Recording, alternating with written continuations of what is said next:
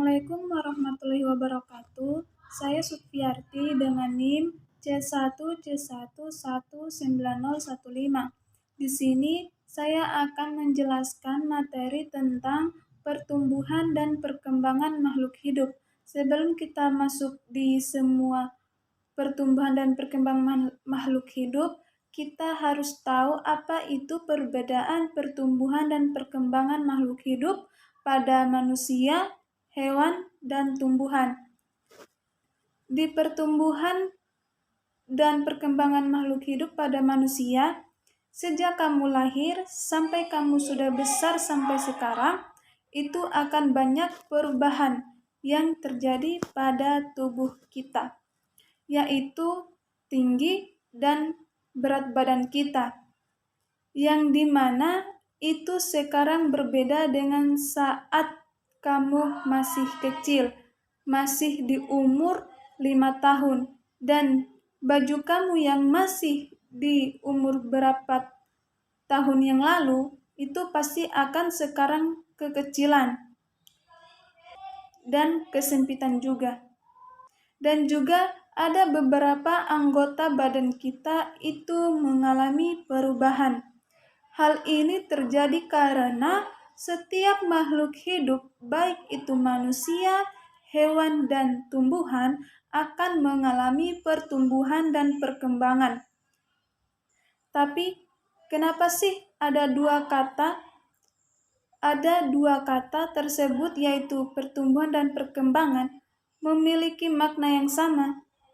Nah, itu di dalam biologi, kedua kata tersebut memang memiliki makna yang berbeda. Biar kita lebih paham perbedaan kata tersebut, kita pertama masuk di kata pertumbuhan, di mana pertumbuhan ini dalam biologi mengacu pada perubahan, yaitu berupa pertumbuhan, ukuran kita, tinggi kita, dan massa kita. Nah, sedangkan kata perkembangan yaitu berbeda dengan pertumbuhan. Perkembangan itu kita tidak bisa lihat dengan mata telanjang atau diukur dan ditimbang. Ini karena perkembangan dalam biologi itu mengacu pada proses menuju kedewasaan.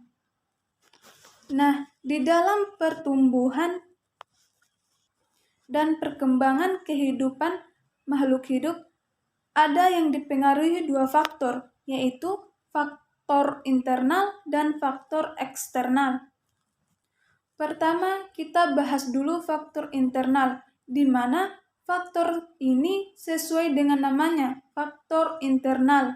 Ini terdapat di dalam tubuh kita sendiri. Faktor internal ini juga ada dua, yaitu gen dan hormon. Gen ini memiliki peranan dan perubahan kita sebesar 60% sampai 80%, karena gen ini setiap diri orang itu berbeda-beda, sehingga muncullah perbedaan pada tubuh kita. Contohnya, misalnya orang Eropa dan orang Asia, di mana orang Eropa ini memiliki kecenderungan tubuhnya yang lebih tinggi sedangkan daripada orang Asia, karena gen keduanya itu berbeda sangat jelas.